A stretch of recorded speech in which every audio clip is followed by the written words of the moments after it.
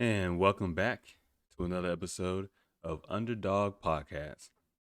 Just a quick reminder, I'll say it now and at the end of the show, I will not be having a show podcast tomorrow, Thursday, and Friday. So I will be back Monday of next week, but no show Thursday and Friday. So I had a whole completely different show planned today. Not gonna lie to you, full disclosure, completely different show planned today. I was gonna talk about some of the things Biden said during the town hall meeting last night. Kind of touch on that a little bit. I'm gonna talk about Nancy Pelosi announcing her 9/11 style commission, which is they when they orchestrate these commissions, all they're doing is saying how can we come up with our official narrative that has nothing to do with actual facts, but just a story we want to tell. I was gonna go down that route. I was gonna talk about the new so-called genderless menstrual cycle. Apparently, when you have a menstrual cycle, it doesn't associate with a gender, even though only biological females can, bleed from their vagina. But it doesn't matter anymore because we're just making shit up. We're just making shit up, so it doesn't matter anymore. Anybody could bleed from their imaginary vagina. I was gonna talk about that, but I'm sitting on the toilet. No lie. Full disclosure, I'm sitting on the toilet, probably where I do my best thinking at, to be honest with you. And I'm sitting there and I'm on Twitter on my phone and I'm looking at different stuff and then I see some videos. So just hop right into it. I want to show you guys this video. So I saw this and it's why is the snow burning and not melting? I was like, oh, wow. This gotta be interesting. So we're gonna check this out. You guys want to see some fucking crazy shit? Check this out. This is fresh snow too, by the way. This is upstate New York, well, western New York.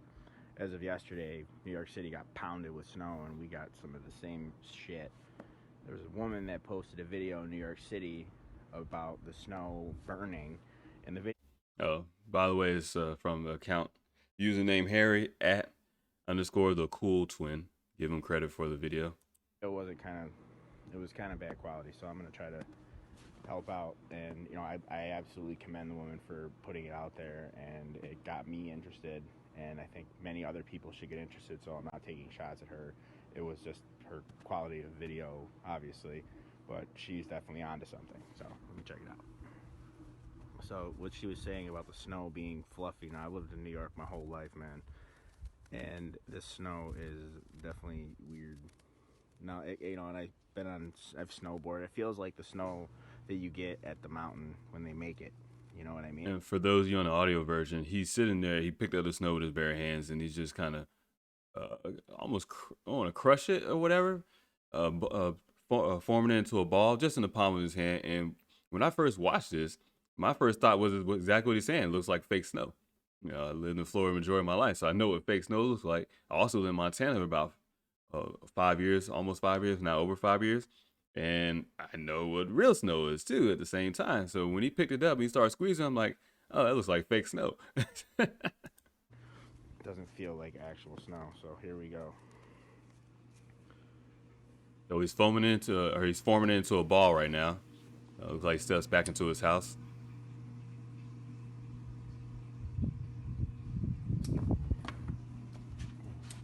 Now I will say this: he takes the snow.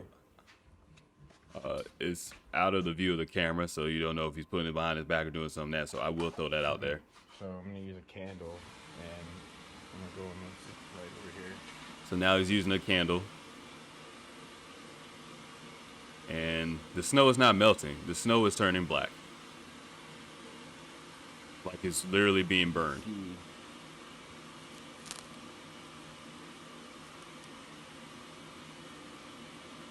Yeah, the snow is just turning black.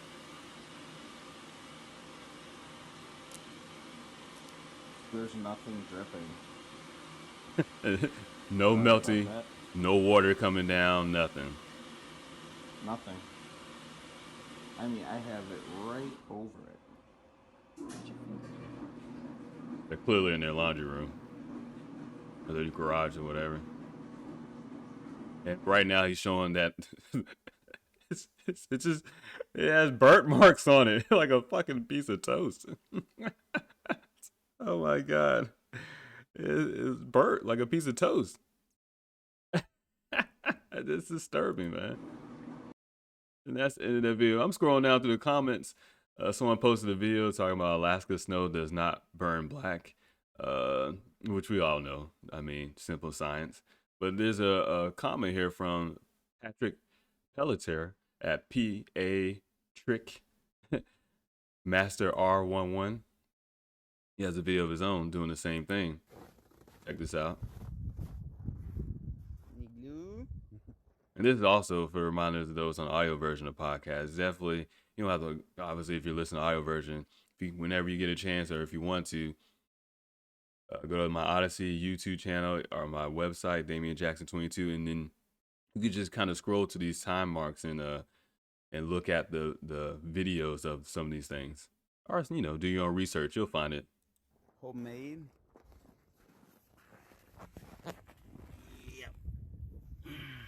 He's doing the same thing, grabbing snow.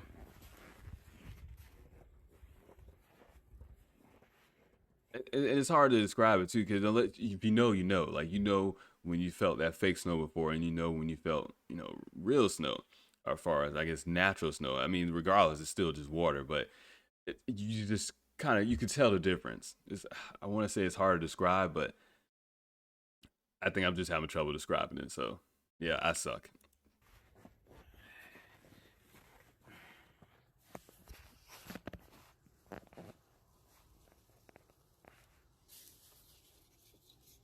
And he's getting a lighter, doing the same thing. He just got in his hand lighting it. Kind of dangerous when you think about it, but same thing. Snow is just turning black. And it's not even like melting away. It just kind of disappeared a little bit, but it's turning black. Tout est correct.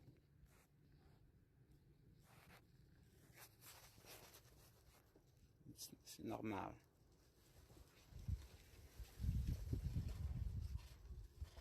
Hey, you know what? I get what people are thinking. Like, oh, well, you know, that's how snow is and stuff. It does that. So, well, guess what? We'll go back and look at this other video of Alaska snow.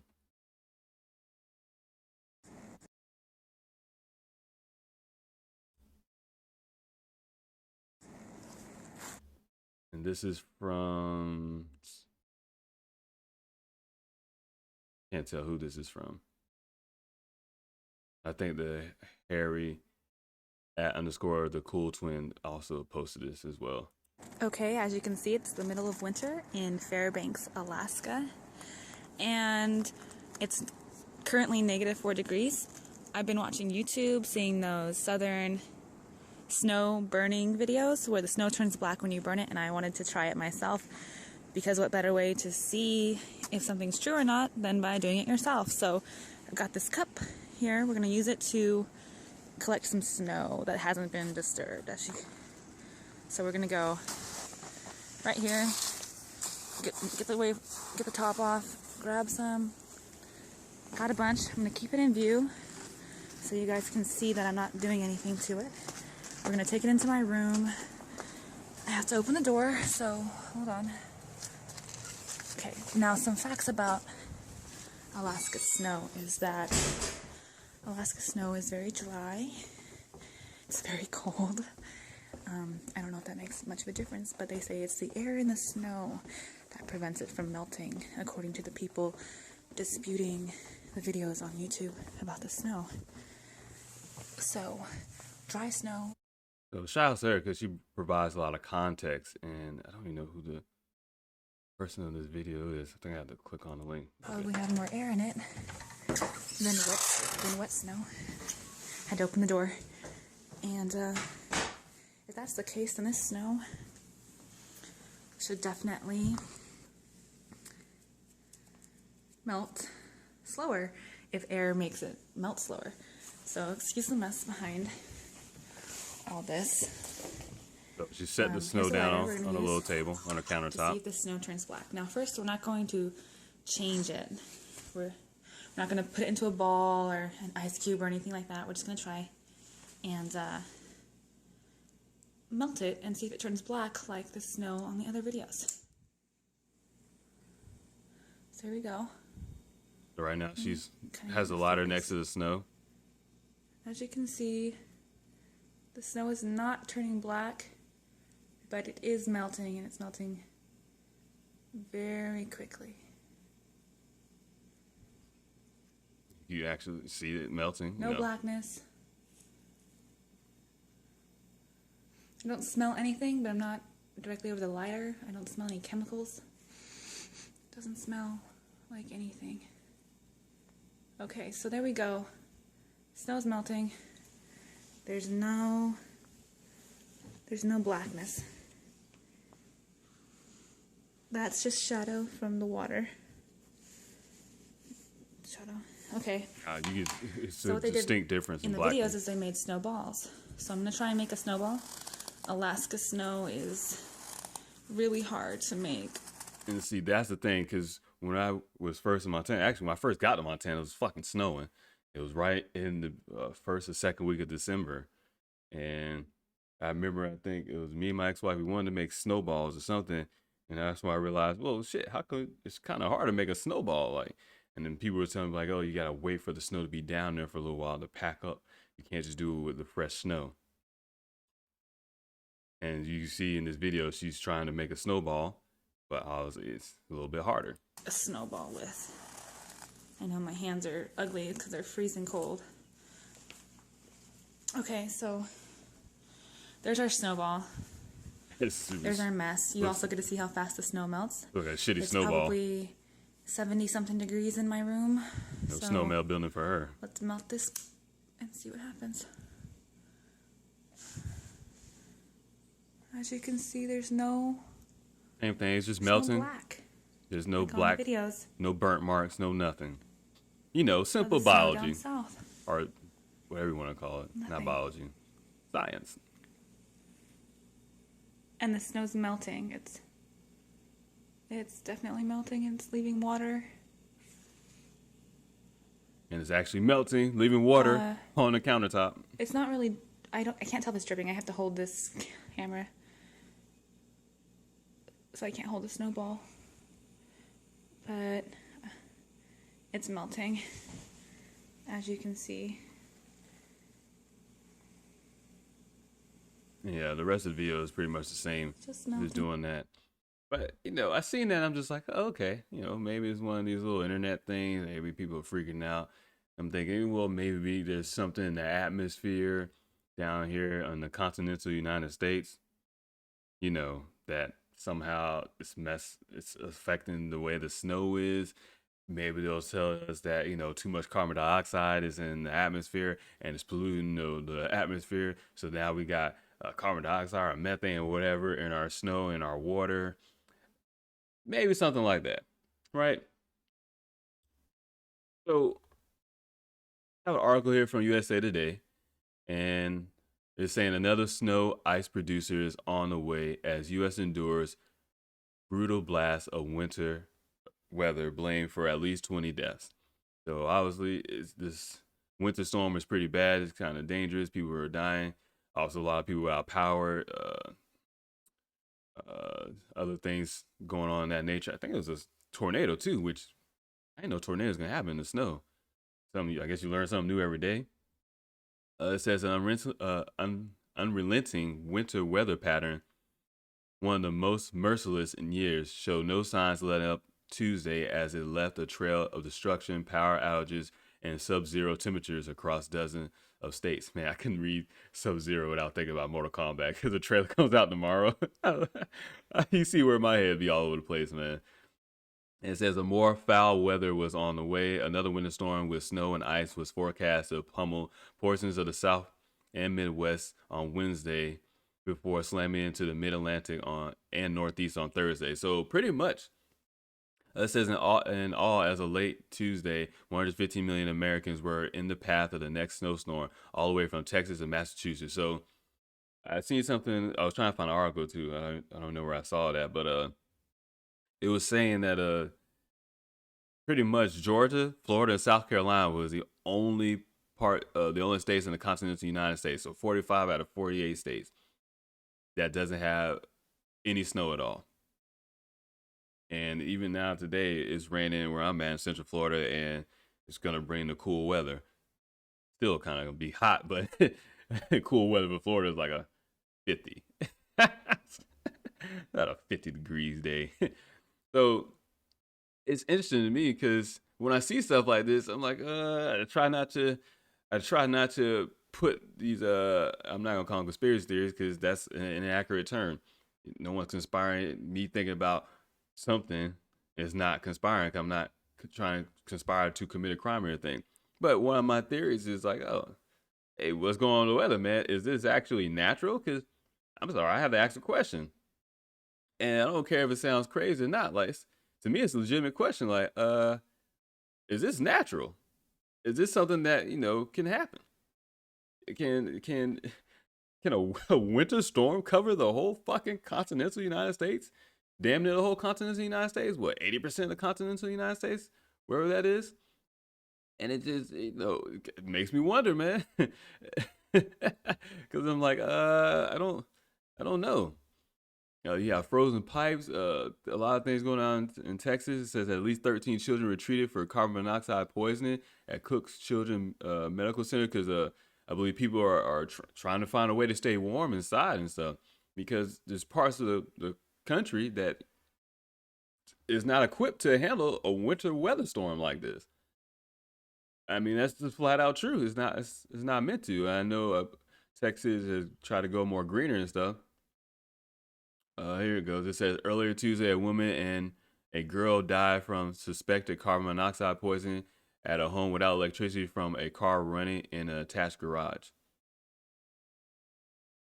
They're probably sitting in the car. They're probably sitting in the car trying to heat up and using the car itself to provide them some heat. See about it. It says it's going to extreme measures to warm their bodies with propane or diesel burning engines and generators, gas ovens, and stove tops. Also in the Houston area, 3 children and their grandmother died. Man, they killed me with the children, bro. I didn't mean to make everybody feel bad about this shit. And their grandmother died in a house fire early Tuesday while it's believed they were trying to stay warm during a power outage. So this is pretty fucked up, right? This is pretty fucked up. But it starts to make me think about frequencies. So, what is frequency? You have the Wikipedia definition. Frequency is a number of occurrences of a repeating event per unit of time. It is also referred to as a temporal frequency, which emphasizes the contrast of spatial frequency and angular frequency. Bunch of fancy words, right? You know what frequency is. Everything vibrates. Universal law. Everything vibrates. Everything vibrates. And frequency is just a number of vibrations or wavelengths. Man, I always try to not confuse that, and I still end up almost confusing it myself when I say it. So is the definition from Northwestern University. It says frequency describes the number of waves that passes a fixed place in a given amount of time. So everything vibrates. We as human beings have a certain vibrational frequency, and then your atoms have a certain vibrational frequency. Obviously, atoms, I want to say vibrate at a lower frequency or higher frequency, because when things becomes more solid, when things become more solid, they vibrate at a lower frequency, if I'm not mistaken. Everything is energy. Everything is energy. And energy is just your almost your string theory where everything's vibrating. Now I say all this because my first thought was this: HAARP, High Frequency Active Auroral Research Program. Conspiracy theory. This is from Wikipedia. It says a high frequency active auroral research program was initiated as an ionospheric research program jointly funded by the U.S. Air Force, the U.S. Navy, the University of Alaska Fairbanks, and the Defense Advanced Research Projects Agency, DARPA. What the fuck does this have to do anything with defense?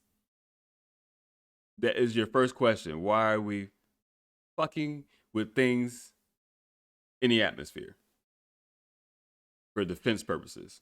Don't worry, we'll get to that later on. It was designed and built by BAE Advanced Technologies. Its original purpose was to analyze the ionosphere and investigate the potential for developing ionospheric enhancement technology for radio communications and surveillance. So they're doing this to spy on people. Let us shoot high frequency things into the atmosphere, into the ionosphere, for radio communications and surveillance purposes to enhance those technologies. Once again, does this sound like something we should probably be fucking with? Does it sound like something that, you know what, if we are going to do these things, I think all of us should be aware of what's going on, right? Because how many don't know this is actually going on? How many don't know this has been going on? It was established in 1993. That's older than some people been alive.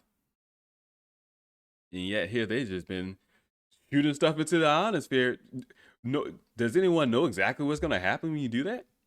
Because remember, these are all scientists doing theoretical things and just kind of, hey, this might happen or this might happen.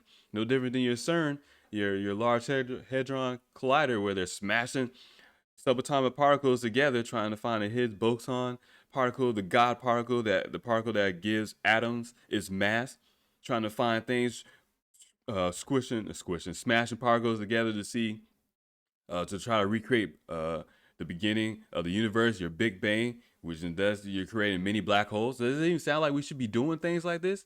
And if we are doing things like this should be done in the most public form possible.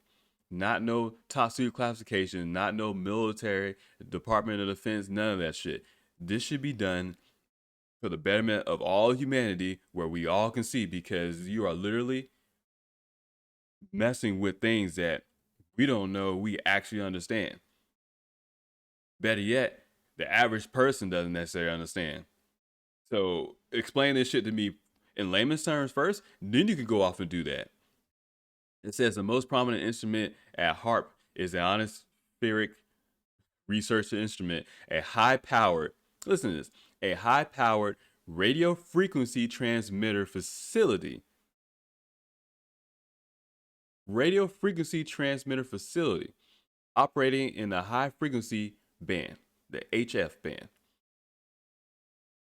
The ionospheric research instrument, or the IRI, is used to temporarily excite a limited area of the ionosphere. Other instruments such as the VHF and UHF radar and fluxgate magnometer, a diagnostic. Oh, okay, now see, that's where they start to get you. It's like, all fancy stuff. You got to sit here and click on every little thing to make sure it is what it is.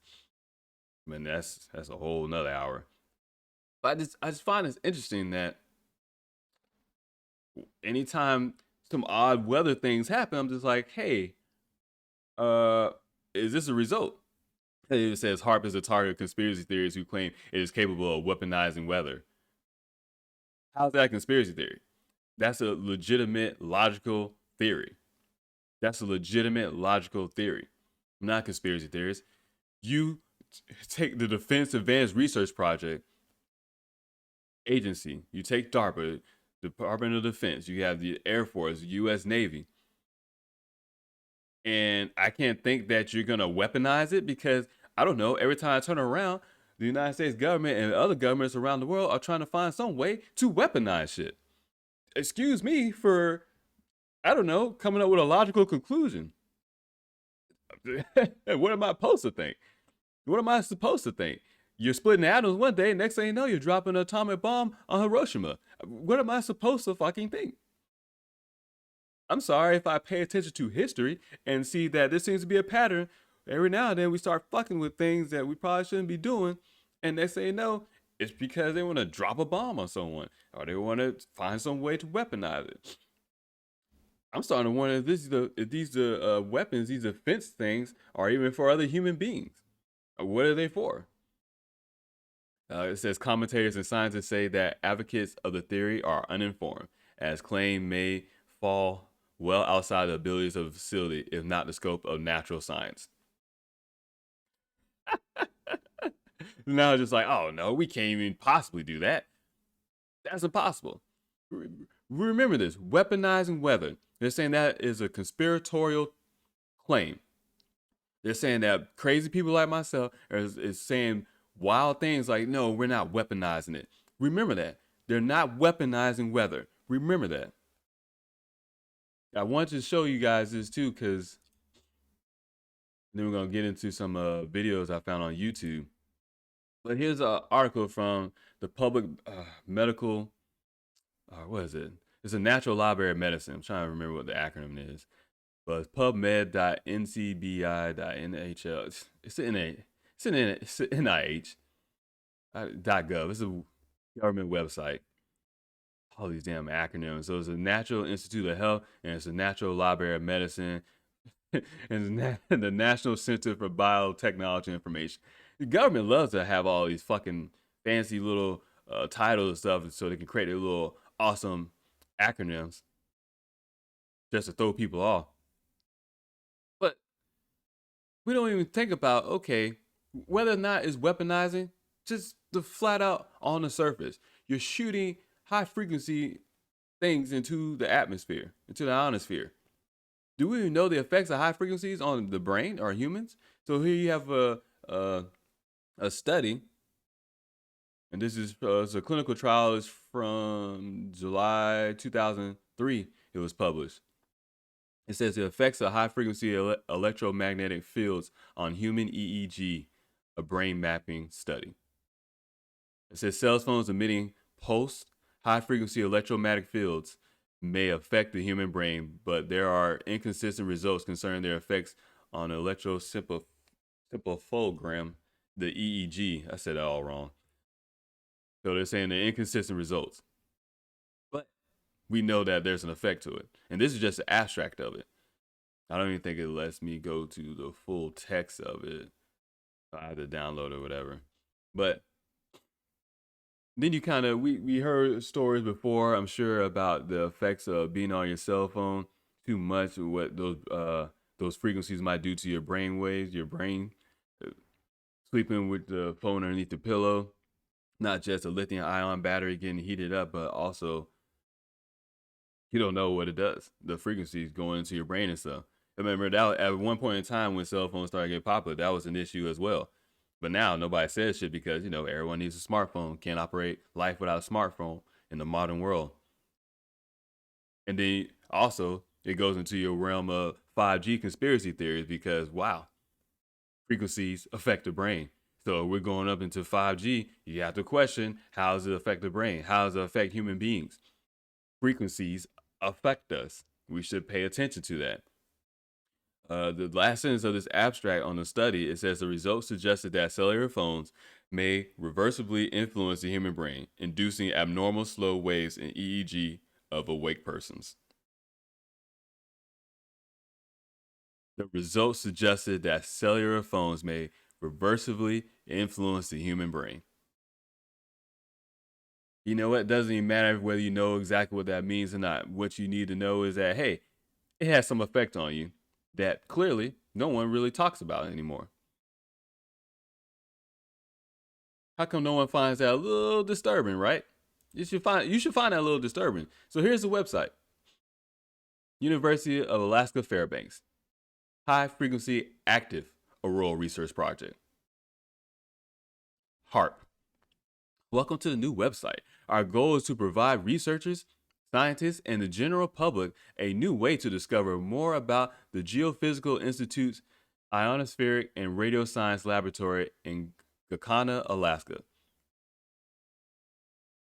Sounds like you're trying to cover up something. Oh yeah, now to the general public. Oh yeah. After this shit's been up since 1993, now we're like, hey, look.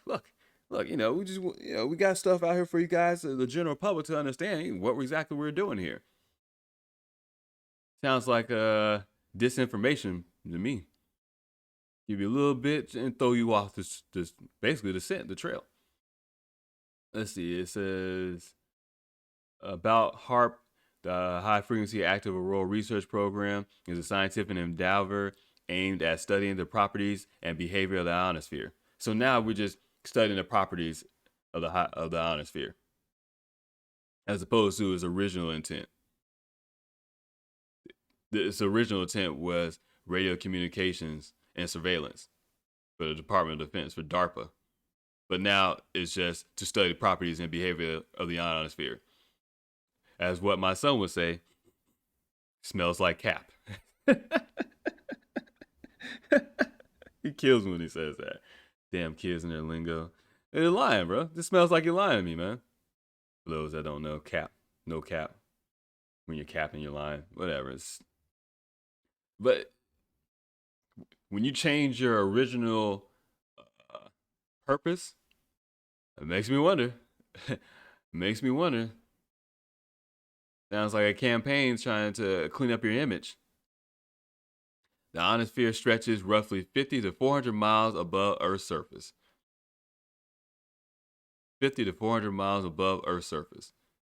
Right at the edge of space. So what, your low orbit space? Along the neutral upper atmosphere, the ionosphere forms the boundary between Earth's lower atmosphere, where we live and breathe, and the vacuum of space, is what NASA claims. Yeah, notice I said claims, because until you and I can go up there and see for ourselves, I don't trust what these people are talking about. They can fake way too many things. I don't trust what these people are talking about. I don't care if anyone calls that crazy. You're crazy for not thinking about it. If you want to say that, whatever.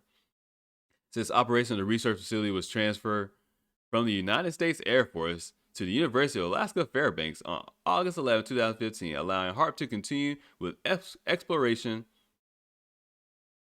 atmospheric phenomenology, man, via a land use cooperative research and development agreement. So, I'm glad I didn't close the Wikipedia page, because it always said the location was Gakana, Alaska in 1993. And now you're saying it's transferred. Oh, look at it. See? That's what I'm talking about. Oh, yeah, it was with the Air Force. Now we're more of a institutional study. You know what that means? That means the Department of Defense went on to something completely different. That's all that means. That means all right, we're done with this part. We're going to transfer it to something else because too many eyes are on this now. Too many eyes are on this. And you have the whole website page and stuff and all the different reports and everything. Make it look all legit, right? Make it look all legit. Make it like, okay, well, they're just up there studying things. Meanwhile, you're not even questioning, hey, no. Why are we actually doing this? Not outside of the little things that they talk about. So what I'm gonna do now is I'm gonna pull up some YouTube videos that I was looking at earlier, and I kind of wanted you guys to see.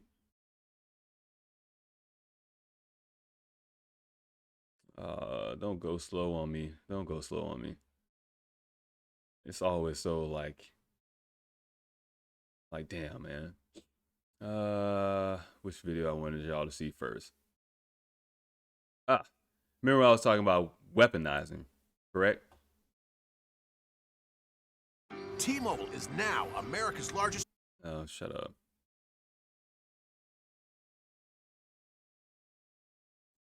Skip ads. All right, let me start it back from the beginning. And it's a 4-minute video. But this is context, right? So this is from the History Channel on their YouTube, and the title is the Unexplained Weather Control Weaponized by World's Military. Is this a series? Because it says season 1. Wow, I sit here and said Unexplained because the way it's spelled out, UNX plane, but it's the unexplained. Wow, I'm a fucking genius, right? Took me a while to catch that on. Fucking brilliant guy over here. In 1942, as World War II rages across several continents, acclaimed architect and eventual designer of the St. Louis Arch, Eero Saarinen, is secretly enlisted by the United States military to work for a new clandestine organization. Its name, the OSS. Office of Strategic Services, or as it is known today, the CIA. The fact that Eero Saarinen was in the OSS designing weapon systems during World War II, And it just said Travis Taylor, astrophysicist, PhD. and at a time when the OSS was looking into ways to weaponize weather, makes his whole connection to the design. OSS. Your division before the CIA. All about spying. You ever do look into the history of U.S. intelligence, OSS will be one of the things that stand out. Weaponizing. They're looking to weaponize the weather. Yet it's a conspiracy theory for me to sit here and say that HAARP is weaponizing the weather. Like I say, it's not conspiracy theories, man. I just remember shit. Like they plan on all of us having short-term memory and no long-term memory. Like, I grew up watching the History Channel. I love watching history. I love understanding or learning about history and different things because I don't know why. It just always fascinated me. But then you look back in history and then you see stuff in the present. You're like, well, wait a minute. You did this before. So when I hear unexplained weather anomalies and stuff like that, things that don't make sense, and I know about HAARP, and I'm like, wait a minute, what's going on here? And weaponizing the weather. So if the U.S. government was trying to weaponize the weather back in World War II, you don't think other countries are trying to do the same thing? How do I not know China's not doing it right now? Man, I said that. Yep, I just said that. Fucking China. Of the St. Louis Arch extremely interesting. Now, that isn't to say I believe it can control the weather, but it does open the door to the idea that it might have been one of the things Saarinen was out to achieve. While at the OSS, Saarinen designed buildings and weapon systems, many of which were never completed or built. Is it possible he later used these secret plans to engineer the St. Louis Arch, creating something that can actually control or perhaps harness the weather? Controlling the weather is the ultimate superweapon. It's even more powerful than the atomic bomb. So if Eero Saarinen was involved in analyzing and studying the possibility of weather modification. What I want y'all to understand too at the same time is that if someone is thinking it, that means someone else somewhere either completed it or is close to completing it. If this is back in World War II time frame, they're talking about the St. Louis Arch. It looked like being almost a semiconductor or a magnet. Which, you know what? I don't even want to go down that whole, yeah. But at the same time, what I would say is someone sitting there thinking it, someone else will sit there and say, you know what? Fuck it. I bet I can do this. And you put all those factors together, and I think you have a guy that basically conducted a big, giant weather modification experiment with the St. Louis Arch. Weather as a weapon? There are some who think the idea is not as preposterous as it seems. Especially when considering that even today... It says Russia just tested its weather manipulation weapon. There's a screenshot or a picture of an article. World governments are pouring millions of dollars into... Whoa. Lo and behold, fucking China. There's the article. There's it just says science. It doesn't really say where the article is from, but it's May 10, 2018. It says China. The headline reads, China is launching weather control machines across an area the size of Alaska. Weather control machines. But don't worry. Everything that happens in the weather is completely natural. The author is Trevor Nance. Research designed to manipulate weather. I think weather modification has definitely been an ongoing endeavor of governments all over the world for decades. St. Louis Arch appears to be an experiment in weather modification. The HAARP device appears to be an experiment in weather modification.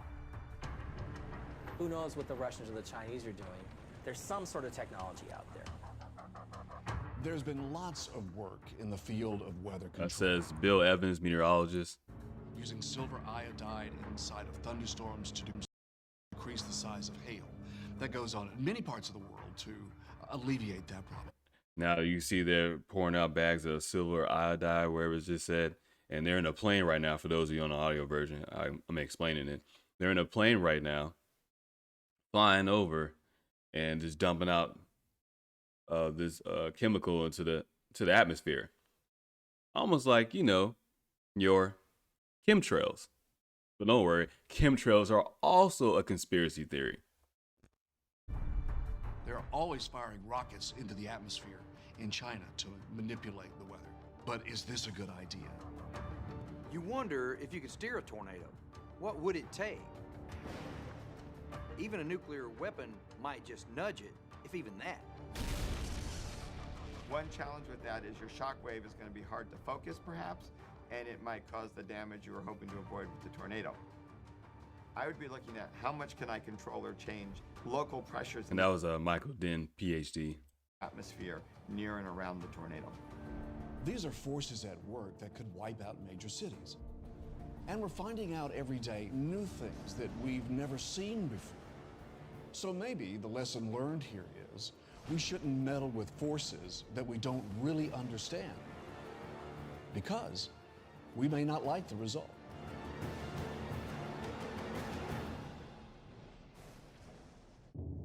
Weather. At its best, it can cleanse and renew, but at its most extreme, it can destroy. Oh man, what is he gonna say? He goes in and talk a little bit.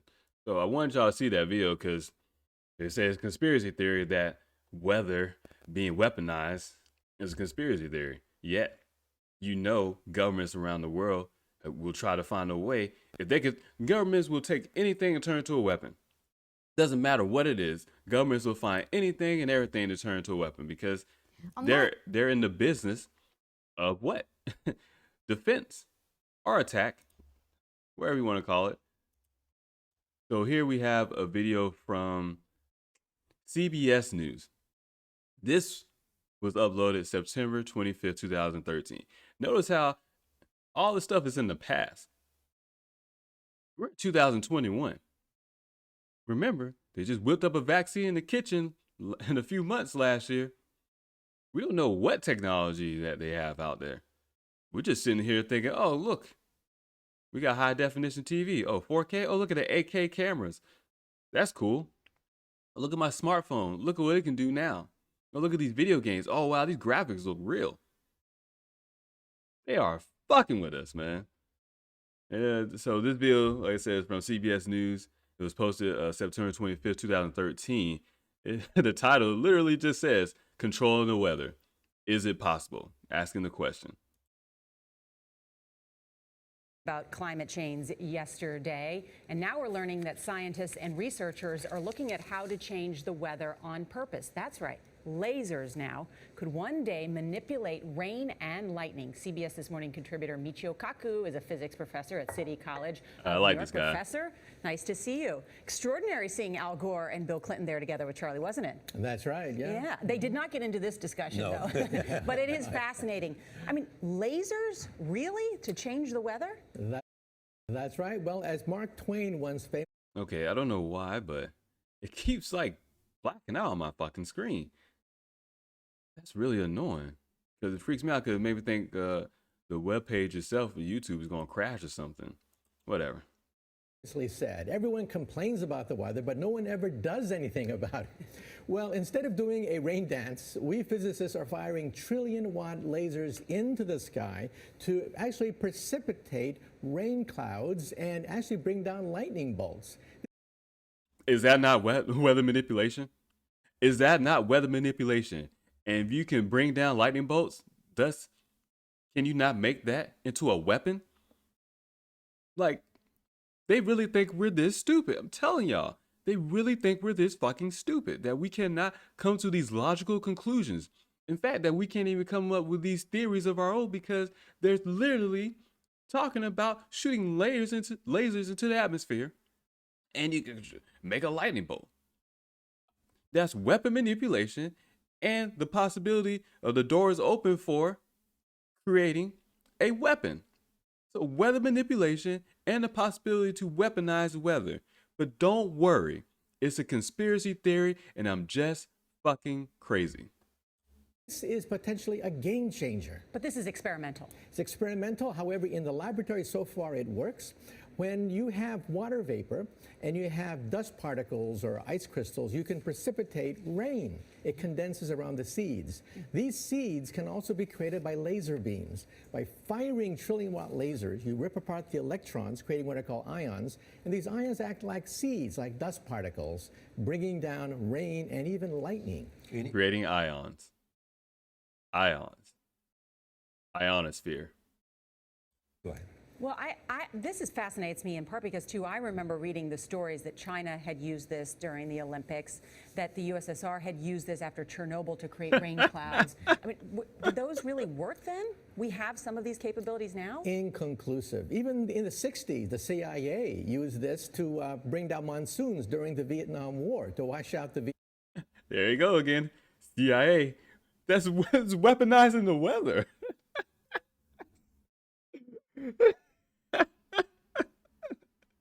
That's weaponizing the weather, man. Kong.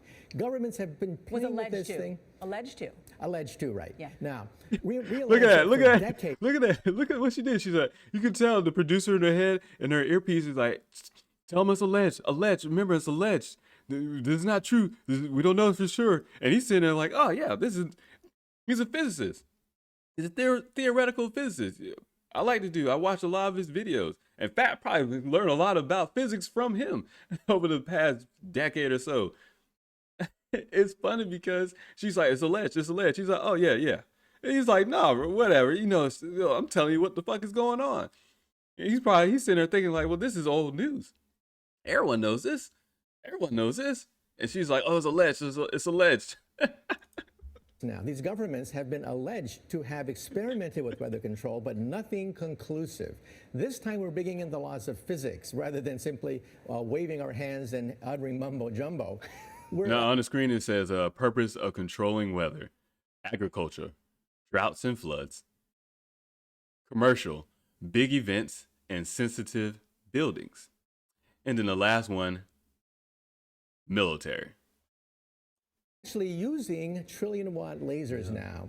And in the laboratory, sure enough, they precipitate rain out of water vapor. Sure enough, you can actually bring down electricity down the beam. So what does it mean for drought areas that need to have rain for crops? And if they don't have them, there's the consequences of famine.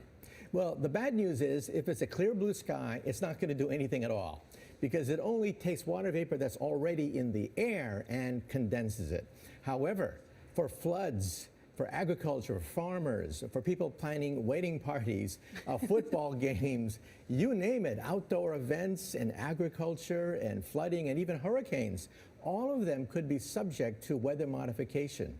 Incredibly interesting, Professor Michio Kaku. Thank you so much. All that for weather modification, huh? All that for weather modification. Once again, is that something that, I don't know, we should be fucking with? Here's one from Vice News, and this is a little bit longer, and I'm probably just going, this will be the last video I show, because unless something pops up else in my head. I'm trying to think. I just thought about something, too, that I wanted to show you guys, but can't remember exactly what it was. Oh, man, what is he talking about? I wanted to show y'all. Maybe I'll think about it while this video is playing. So here, this is the truth behind the big Alaskan conspiracy theory. This is on HBO Vice News. And this is posted back on October 4, 2017. So this is talking about HAARP, Project HAARP.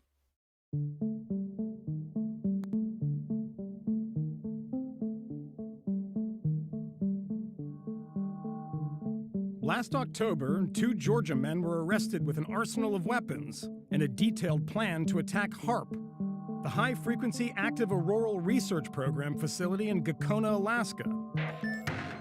They were inspired by widely circulated internet conspiracy theories, suggesting that HAARP can control the weather and our minds. I mean, we're living in a science fiction movie. HAARP was created by the Department of Defense in 1992 to study the outer reaches of the Earth's atmosphere. The resulting research advanced deep-sea communication. Now, when was it established? Because Wikipedia says 1993, and then this is saying 1992. Inconsistencies in the storytelling. Let you know. Someone's being dishonest. With nuclear submarines and the detection of underground military facilities. But some people think the government has been lying about HAARP's true purpose. Being the focus of endless conspiracy theories has had a profound effect on HAARP employees, who routinely field death threats. You guys are killing the planet. It's fucking 80 degrees here in Colorado in February. This is bullshit. You guys need to shut that place down, man. There are people who think all kinds of... Now, this is Sue Mitchell. She's a public information manager. Public information manager. You know what that is? It's exactly what it sounds like. Public information. You're just sitting there managing your public image, almost like your publicist for the company, which would almost in a sense would be now part of your social strategic or social media strategist, whatever, would be part of the same department or area of a company. So this lady, the point I want to make is why I paused this video at this part in time, because there's a difference, or there's compromisation of information. So obviously you're dealing with HAARP, you're dealing with this company, you're dealing with the DARPA, you're dealing with Department of Defense, you're doing all these things with classified information. So obviously not everyone is going to have the same levels of information. You only need to know what the fuck you need to know in order to do your job. Title of public information manager means she only needs to know what she needs to know to do her job. And her job is to make sure that they present a good public image. That's it. Any high classified stuff she doesn't know. Now, she might know a little classified information, but she's not going to know the real good secrets that the rest of us are like, hey, I feel like you guys are up to some shit. Crazy things about. And it sucks too for her because, like, you know, she's just doing a job. She's just doing a job. What HAARP can do, and they sometimes call me. I'm going to drag all of you down. I'm going to murder, rape, dismember, cannibalize. I can't be stopped. When you hear something like that, what's the sort of plan of action? And this is Michael Moyanen from Vice News. And you take that stuff seriously, don't you? Yeah, sure, we do. I mean, we've blocked phone numbers, but they find other ways to call. Yeah, it's kind of upsetting to get that kind of thing at 5 o'clock in the morning. No one has done more to propagate the conspiratorial view of HAARP than this man. Eagle River, Arkansas location. Hey guys, how are you? Begich is the author of Angels Don't Play This HAARP. It's been in print for over 20 years. Those are all books I've written in different... How many languages has... my books are in 10. I made good money on it, and it paid my living. Give me an estimate of how much you made on that book. Nick Burke. Over 20 years. Nick Bigich? Bigich? Probably $1 million. You are the J.K. Rowling of mind I'll control. tell you what, if I had wanted to do the opportunity cost to that was quite great, because I could have done a lot of other things during that time. So break this down for me in a sentence or two that is understandable to somebody who knows nothing about this stuff. HAARP has the capability of controlling minds. It has the ability of affecting the frequency following response, which is where the brain locks onto an external signal, begins to mirror it, and brain chemistry changes. So even simpler than that is HAARP can control minds. Absolutely can control in the sense of changing mental function. Do we have any evidence that HAARP or any other government agency is actively right now trying to change the way people think? Yes, I think we do. You think we do or you know we do? I know we do. This technology is possible with this instrument, and the only question is have they done it? But you don't know that they have. No, couldn't answer that, never have. Can they? Yes. Would they? Yes. What do I know about government?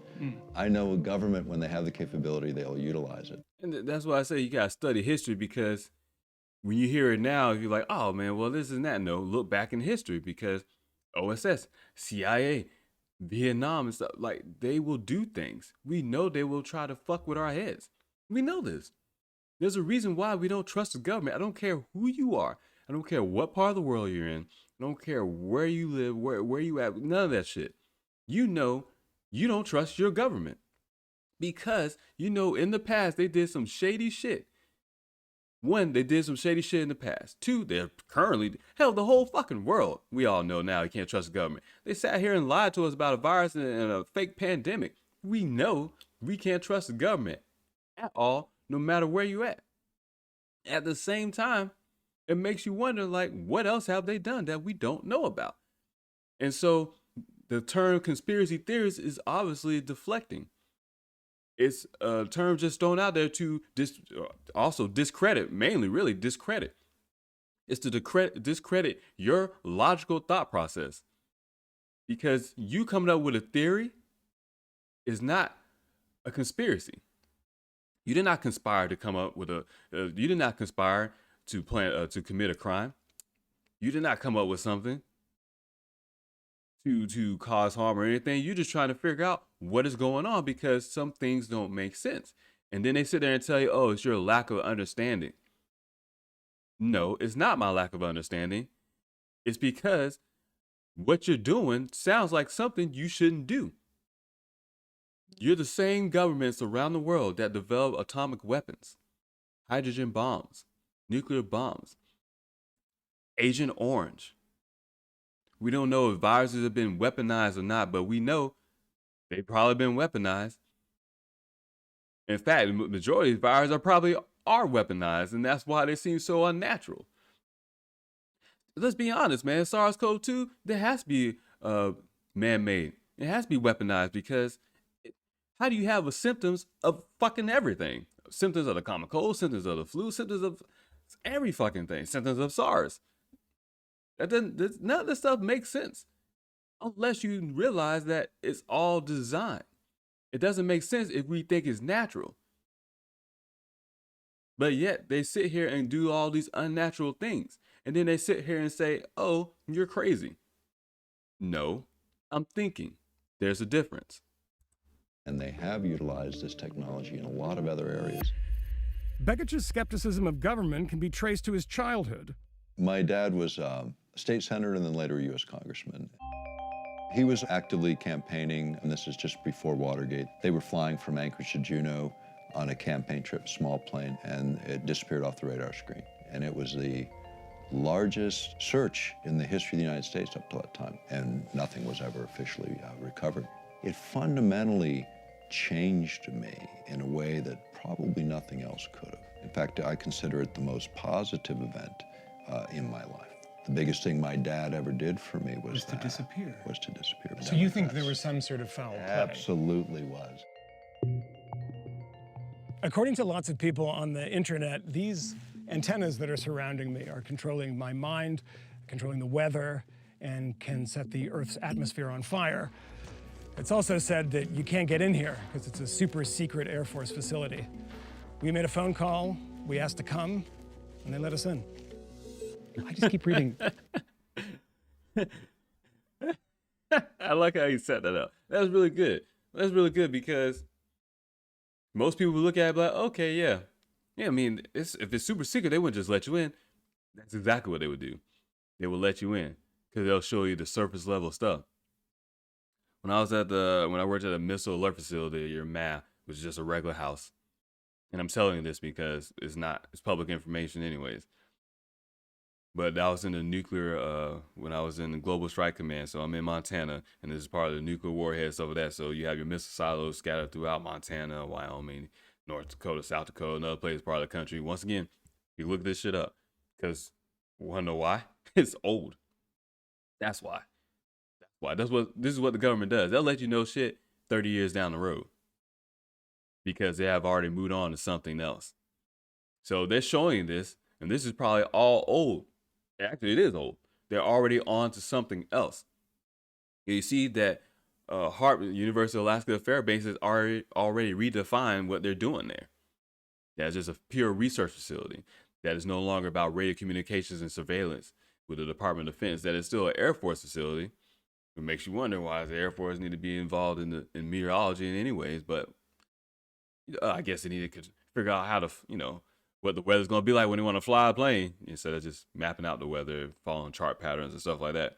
But whatever. It's like the best job too to have as a meteorologist, because it doesn't matter if you're right or wrong. It doesn't matter. Either way, you still got a job. The weatherman could be like, oh, it's going to rain today for sure. And you looking outside like, what the fuck this guy talking about, bro? It didn't rain at all today. What is he talking about? It didn't rain nowhere in our location at all of the city that he's talking about. And then the next day, like, yep, it's going to be a bright sunny day. And then it fucking storms all day. And you're like, well, damn, what are they talking about, man? When you wrong at your job, you be wrong enough times, you're going to get fired. But continue on with my story about working at the missile alert facility. So there was one time when I was there, and I think I got coined for this. I probably threw that shit in the trash. I'm not gonna lie to you. I don't do awards. I don't really care about none of those things. They all sit in a box in my in one of my bedrooms. So yeah, that's how I feel about stuff. Whatever. So I remember me doing a presentation talking about what I do there as a missile chef. I like how they give a fancy name. You're a missile chef. I fucking cook. I cook for people that are fucking hungry. Don't make it bigger than what it sounds like. Missile chef is not a fancy title. I just cook. All right. So at that time, when they came in there, I had to do an introduction for something, and I forgot who the even people were, but it was a news station. I believe it was from Japan or something like that. And they were going to go downstairs into where you see the 60s technology where they take the keys and turn and launch the nuclear weapons. That's what they had down there. I mean, the broken keyboard and stuff like that. Me saying shit I probably shouldn't say, but whatever. So you have these things, these technology, and they're old, they're outdated, but they're saying, if you guys have conspiracy there, look at what we're doing. We're not doing nothing fancy. That's what they do. It's all half truths. It's all to just throw you off the scent. I'm like, oh, look, they wouldn't, if we was really going on something secretive, they wouldn't bring us in here. That's exactly what they would do. They would bring you in here to show you that it ain't nothing. And are you serious? It's HBO. Warner Media, Time Warner, AT&T. They're all in association with together. Don't be surprised there are some defense contracts with AT&T. Actually, I think it's with Verizon, but whatever. So much of it's top secret. It's all classified. Is that true? Actually, nothing's top secret. So this says Robert McCoy, director of Geographic Institute, and he just said nothing is classified. When switched on, HAARP can temporarily heat up and alter a small area of the ionosphere, the uppermost point of the Earth's atmosphere. The resulting research has aided scientific understanding of radio communication, GPS functionality, and weather patterns. It's always been like this. There's never been any top secret research. It's all basic research, basic physics, trying to understand how the ionosphere works. The things that I've heard that... It's basic research. It's not top secret yet. There's barbed wire fence. It's out in the middle of nowhere. But it's all basic research. And nothing top secret classification. Is there an underground tunnel? Are there any underground facilities? Underground bunker? Because they're all over the world. They're all over the United States, continental United States. Can do, tell me if it's true, control the weather. No. Modify the weather. No. Control people's brains. Never. Chemtrails? Never. You can't kill a human. No. Can you kill a bird? No. Can you make a moose walk backwards? Nope. And no aliens? Not that I know of. In an attempt to beat back the wave of conspiracists, HAARP periodically opens its doors to the public. We invited Nick Begich to visit HAARP with us. He declined. Have you ever been up to HAARP? Yes, I've been. Have you been inside? I have not been in the facility, no. They're having an flown open house over. today. Yeah, they have them every couple of years. How come you didn't go? What am I going to see? See, the thing that's strange to me is you're not going to lose knowledge if you go into the HAARP facility. You might not gain anything, but isn't it of interest? You're so damn close to it. There's nothing there that I need to see. It's in their technical specifications on what they built, and the rest is, what is it? Yeah, he's talking to him like, man, you're not gonna. He's talking to him like a conspiracy theorist. Like, come on, man. Look, if you go up there, they'll prove to you. They'll show you exactly what they're doing. And see, the guy is like, no, man, I'm not doing that. I'm not falling for that shit. I'm not falling for that. For me to go up there and you show me nothing and try to embarrass me, act like I'm stupid. Oh, look. That's exactly what someone lying would do. Invite you over. Like, look, I want to show you. There's nothing going on here. If you're honest, you'd be like, man, I don't give a fuck what anybody says. We know what we're doing. And it's not that. You'll just go about your business. When you're honest, you don't care about other people's opinions because you're honest. You're candid. You're speaking your own truth. But when you're trying to say, hey, come look at what I did. Look what I did. Look what I did. You're trying to change the story. You're trying to change the narrative. You're trying to throw me off the scent. You're trying to show me something else or show me something what you want me to see, more or less. You're trying to show me what you want me to see. Alex Jones talks to the president. President Trump mentioned during the campaign the JFK assassination conspiracy. Are we in a moment where conspiracy theorists are being heard more than they were in the past? I would say contrarians are being heard more than they have ever been heard in the past, and I would not say conspiracy theorists. I would say the establishment is not being heard in the same way they were because they own both parties. And the truth is, the American character that you and I feel we're supposed to represent is not represented in our government anymore. And that's why the Donald Trumps are rising. That's why people who don't fit the norm are rising, because people are sick and tired of being fed like mushrooms, something that other people call fertilizer, and we don't call that anymore. You know? I mean, that's a great explanation of it. That's a great explanation of it, because that's all it is, man. And the government controls the term conspiracy theory. They the one that came up with it after, actually, I believe they came up with it during the Warren Commission after the JFK assassination. And they used that to discredit people with theories like, hey, we were sitting right there in the grassy knoll. We know where the shots came from. We heard the fucking bullet. We heard the gun being fired. We know where the shots came from. There's a reason why you have films of people running into the grassy knoll. And then they call those people conspiracy theorists. This is an attack on information. It's an attack on your mind. I want to see some of the comments, see what people say. Oh, man, they're all old. It's me from Colorado. It's freaking 80 degrees. Yeah, that lady saying that made me laugh. It says, I thought it was about the Alaskan bullhorn being real, blah, blah. It's not that Vice is dumb. It's that they think you are. Exactly.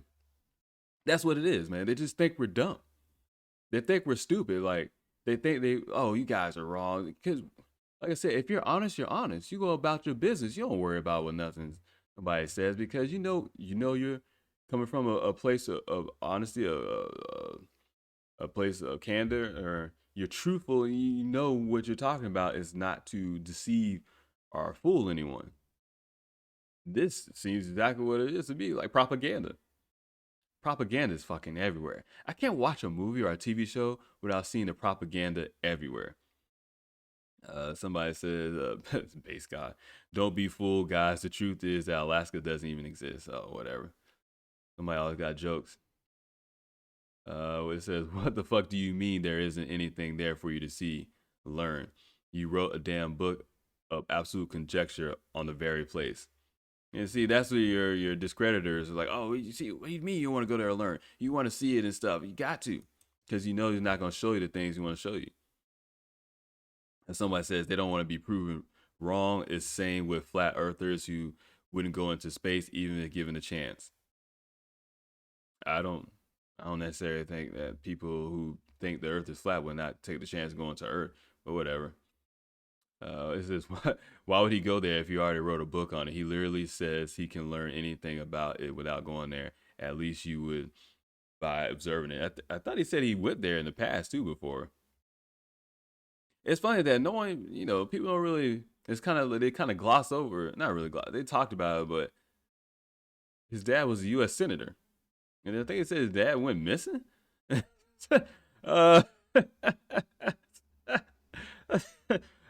I think he said that. I could be wrong. I could be wrong.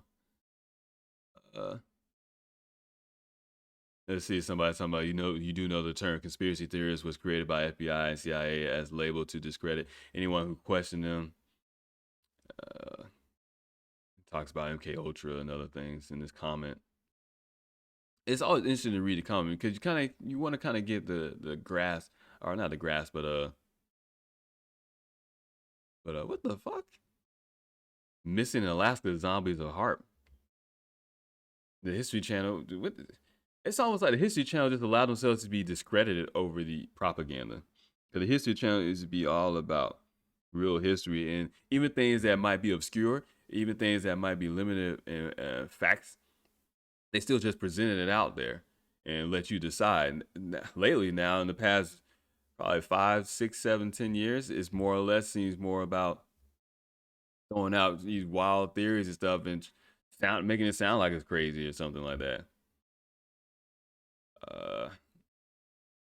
And see, the whole point was them to discredit the guy. And it's like, oh, well, they have an open thing. Why don't you come out there? And he's like, no, I don't want to. And they're like, oh, that's right. Of course you don't want that. You don't want to go up there and look. Why would you want to go up there and look? Because if you go up there and look, then you'll figure out, oh, you were wrong. No, he knows if you go up there and look, they're gonna show him what they want him to see. If I'm saying to you, even with Flat Earth, I think that was a whole disinformation franchise thing anyway. But trying to discredit conspiracy, even more discredit so-called conspiracy theorists. But my whole thing is that, so when you go to, like, why would I want to go to a place and these people know damn well who I am and the book I've written? You don't think everybody would be prepared to show something what they want you to see? Like, you're walking into something where they want you to see. So you're not going to see any real thing. Nothing is authentic. It's all what they want to show you. If I'm doing some clandestine operation or some clandestine research or something that I don't want no one to see, guess what I'm going to do? I'm put up a whole fake facade, and that way to throw you off. Like I said, they really think we're this dumb. They really think we're this dumb. You couldn't watch a TV show. You couldn't watch a movie with a plot premises based on this and not sit there and think, oh yeah, these people are fucking lying. They hiding something. You could not. Because you don't know, like, yet in real life, no one applies the same logic, which I don't understand. Why would I sit there and trust what they're saying? Meanwhile, they have a barbed wire fence up around the facility. Fence is one thing. Barbed wire is another thing. If there's nothing going on up there, why are you worried about someone jumping the fucking fence? And guess what? There's a lot of places around the United States of America that has just a facility. When a Department of Defense sign or a U.S. Air Force or a U.S. Army installation, something like that, and there's a bunch of barbed wire fence up and you can't come in.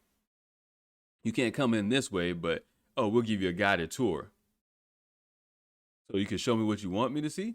And I know what you're thinking, like, well, they got to protect their property. Protect what, though? If they're up there just doing random research, pay attention to, he said that part of the ionosphere gets heated up when they do some of these things.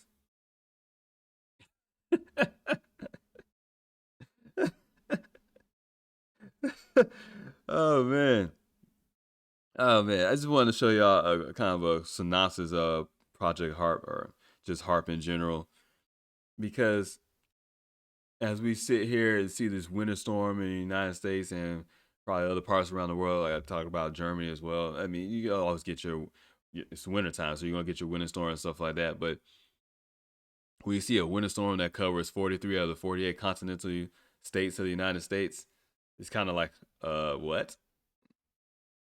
Okay. But, climate change, right? Climate change.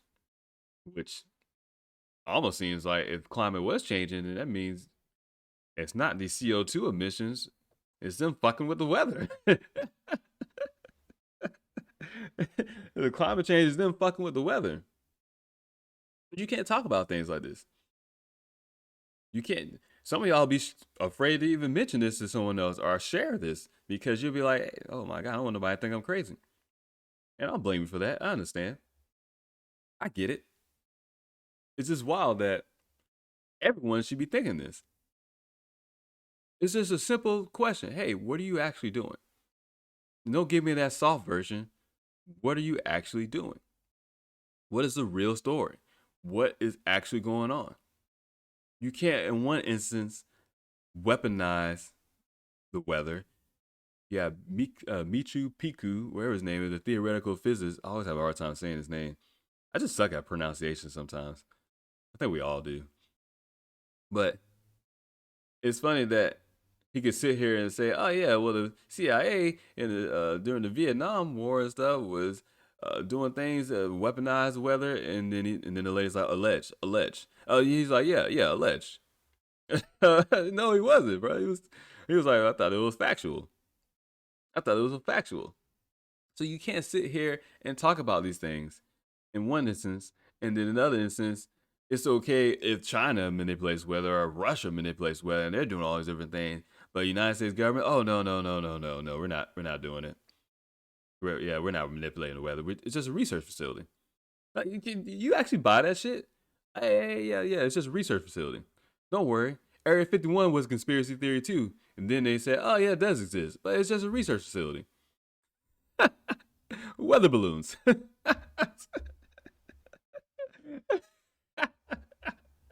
It's just a weather balloon. You know what?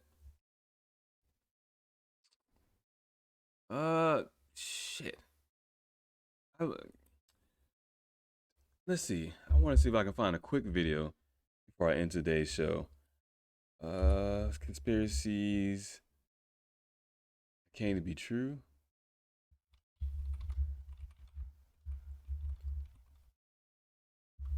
I think I just said that all wrong. Conspiracy theories that came to be true. Conspiracy theories.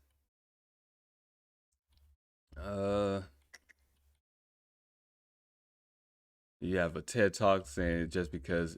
Oh, let me put the screen back up. That might help. I'm still on YouTube, so it says just because it's a conspiracy theory doesn't mean it isn't true. And that's TEDx Christchurch, Matthew Denneth. Trying to find something where I want to find something that's just like a very mainstream. I like to try to find the mainstream things. That's why I use the government articles, stuff like that, because it's one thing if someone does it and they're like, oh, well, that's a conspiracy website, or oh, that's a far right or website or something. The things that they say try to discredit people. But I will try to find stuff that's like right from them. Trying to find a main popular one that I can think of that people will know.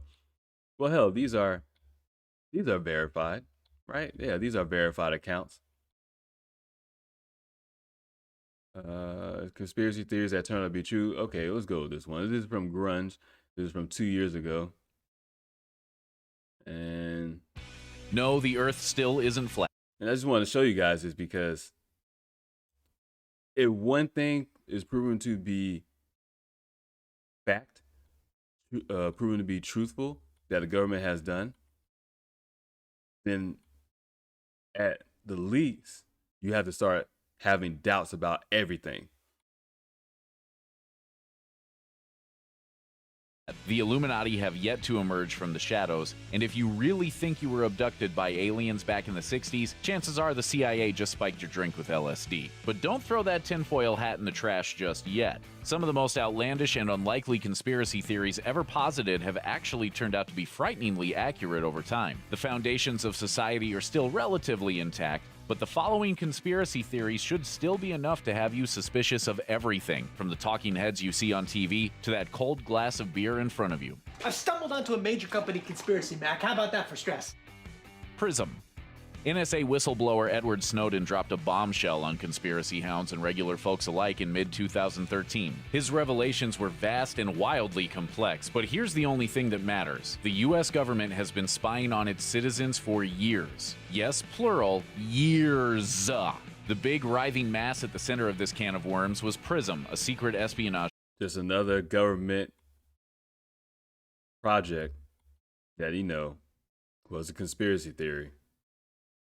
Program under which the NSA had been monitoring the digital communications of American citizens. With PRISM, the government can pull private user data from companies like Google, Microsoft, and Apple. The agency had also been collecting detailed phone records from the public since 2001, intercepting millions of text messages, and even potentially spying on foreign governments and world leaders. But despite Snowden's revelations and the burning glare of public scrutiny, the government hasn't really backed off all that much. According to a Facebook transparency report, 78,890 account information requests were made by governments around the world in the first half of 2017. And all Now, understand, this is just talking about smartphones. You don't think they've been spying on people's telephones since telephones were invented? You don't know what J. Edgar Hoover was doing? Spying on Martin Luther King, Malcolm X, JFK. high. MK Ultra. The U.S. was steeped in a heavy fog of fear and paranoia at the height of the Cold War, and the government was determined to keep up with Soviet advancements in psychological warfare by any means necessary. According to witness testimony and classified papers released in 1977, the CIA had been investigating the effects of hallucinogenic drugs like LSD in a series of behavioral modification studies known as Project MK Ultra. Between 1953 and 1964, drugs were administered to U.S. citizens without their knowledge or consent, and usually without medical supervision, just to see what would happen. Universities, prisons, and hospitals were among the testing grounds, and addicts and terminal cancer patients were among the victims. But this is merely the tip of an iceberg still submerged in darkness. The mass destruction of documents relating to MK Ultra by CIA Director Richard Helms in 1973 means the full extent of the project may never be known. Operation Northwoods. As bonkers as some conspiracy theories tend to sound, they often take root largely because of very real historical precedent. Operation Northwoods is a frequently cited example of this kind of thing, a chilling reminder of the U.S. government's willingness to deceive and potentially harm its own citizens for political gain. All the the threat time. of communism loomed large in the U.S. in the 50s and 60s, and Fidel Castro in nearby Cuba was a primary concern. So much so, in fact, that the government planned to launch a fake Cuban terror campaign on American soil in order to drum up support for. And see, as it talks about the reasons why they did Operation Northwood, as I listen to it, my thought is applying it to today's standards or to the events that happened in the present time. It seems like obviously it's a setup for a false flag attack, but they're using the premise of, oh, well, communism. We don't want communism here. Clearly, in 2021, we know that they want communism around the whole world. UN Agenda 2030. Right here in America. You have Trump, you have Biden defending China last night when he's talking about, hey, wherever China does with their cultural norms and stuff, that's something that they do when they're talking about concentration camps and stuff and the genocide of a certain ethnic group in China. So clearly there's a push to allow communism here. So this Operation Northwood was talking about, oh, we're trying to stop communism. I feel like they would have used that false flag attack really to bring in communism at that time. Invasion against Cuba. Plans included the fake bombing of a naval base, plane hijackings, and the sinking of boats carrying Cuban refugees to Florida, according to a 1962 document. Plane hijacking. Plane hijacking. 9/11. Revealed in 1997.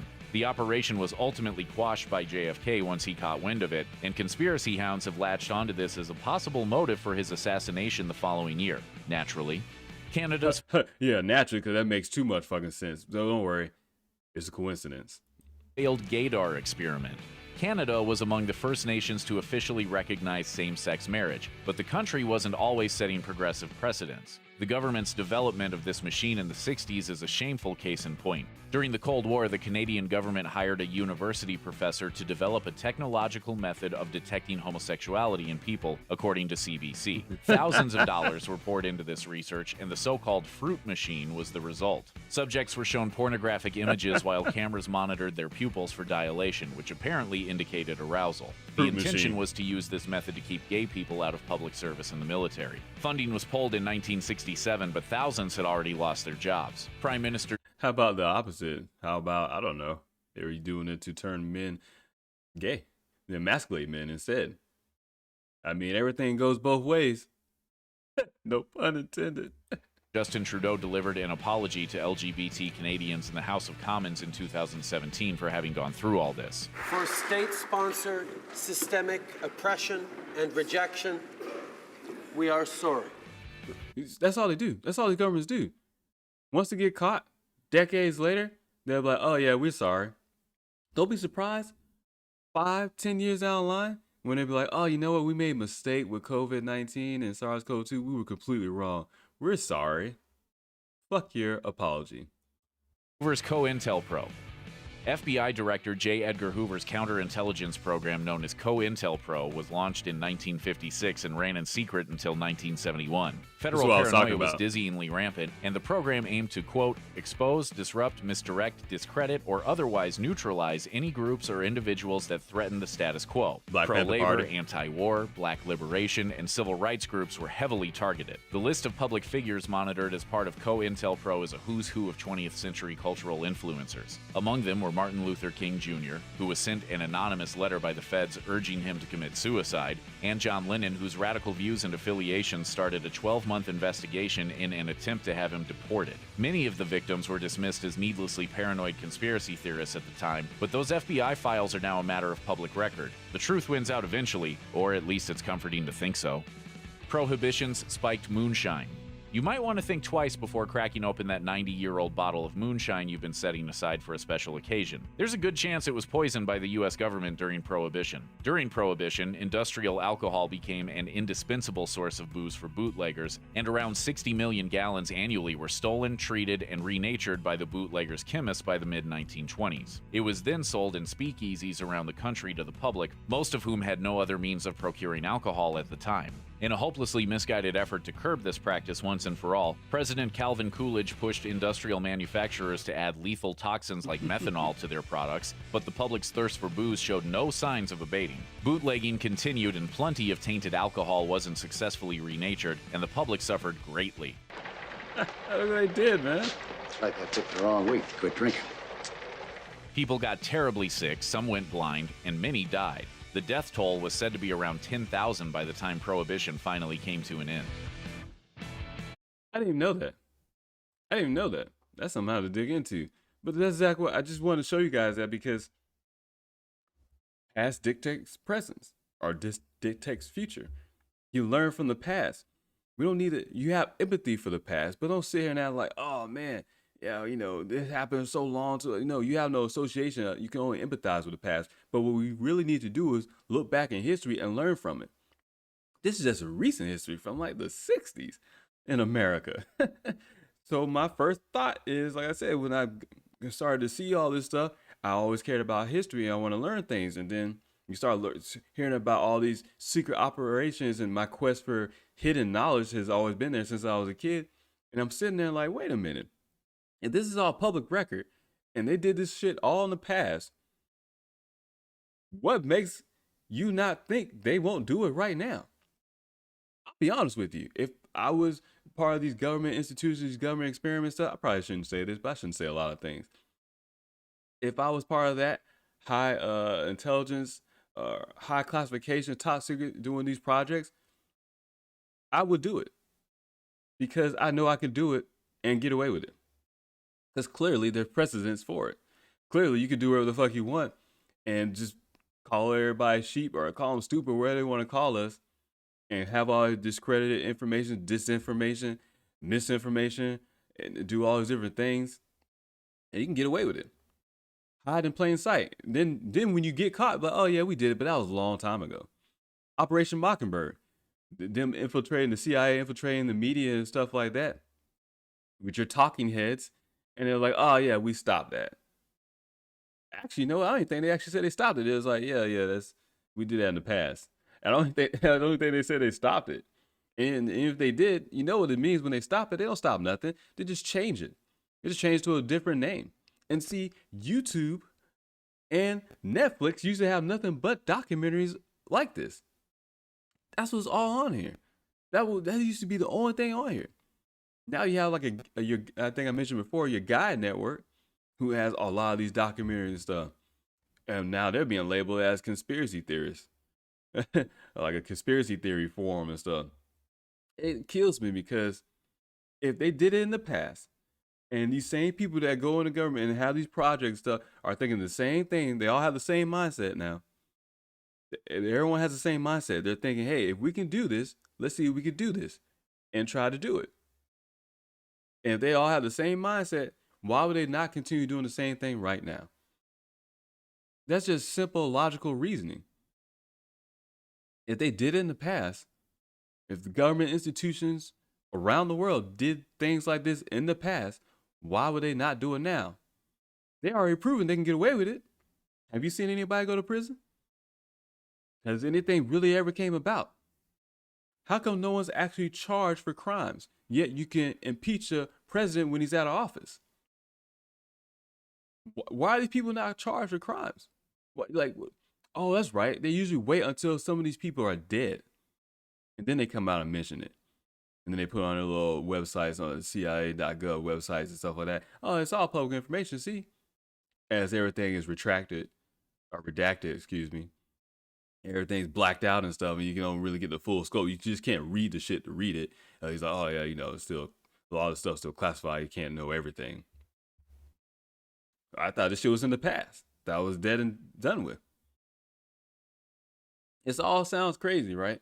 It all sounds conspiratorial, conspiracy. That don't even sound right, man. That word does not even go with it, but that's what they claim it as. It's all conspiracy theories. You're all making this shit up in your head, I'm a crazy person, but I didn't do this shit. I'm not shooting fucking beams up to the ionosphere or high frequency into the ionosphere and trying to figure out what happens. I'm not splitting atoms. Are you splitting atoms? Are you doing shit in Switzerland, Geneva, throwing atoms together and stuff and exploding them and seeing what happens? Are you creating many black holes? Are you doing things on a subatomic level? Are you involved in quantum physics? I'm not involved in that. Are you? Us regular people ain't involved in this shit, but we're crazy because they're doing some shit that they won't really tell us what the fuck they're doing, but we're crazy because we're trying to figure out what the fuck is going on, and they're so secretive. I'm sorry. I don't like, at what point in time does any of this shit make sense? It's like my favorite phrase this past year. How does this shit make sense? You can't call me a crazy conspiracy theorist when you're the one doing some wild shit. That's almost projecting, right? That's clearly what they're doing, projecting. You're a conspiracy theorist. Meanwhile, they're conspiring and theorizing to commit a crime because they're doing things that the public does not know about. Oh, but they hide under the classification of top secret and for defense purposes. Doesn't mean the shit you're doing ain't illegal, bro. Experiment on humans. Did you see anybody go to prison? Anybody go to Guantanamo Bay? Anybody's at Gitmo? Anybody get, I don't know, a firing squad, electric chair for giving regular, everyday people LSD and fucking with their brains? Project MK Ultra? Never seen that movie with Denzel Washington, Manchurian Candidate? And that was a remake. Don't worry. It's all crazy. It's all conspiracy. Everything I'm saying is completely stupid. It's all made up. I'm just a fucking insane person. That's all I am. We're just going to leave it at that. Like I said before, no show tomorrow, Thursday, nor Friday. I'll be back on Monday. I might do some videos. Go ahead and be on the lookout for that on my YouTube and Odyssey channel. Go ahead and check out my website, Damian Jackson 22. You'll see the links for my social media and podcasts. Hope you guys have a great weekend. I'll be back on Monday, 11 a.m. Eastern Standard Time. So until then, enjoy your time. Have fun with families and friends. And I'm out this bitch.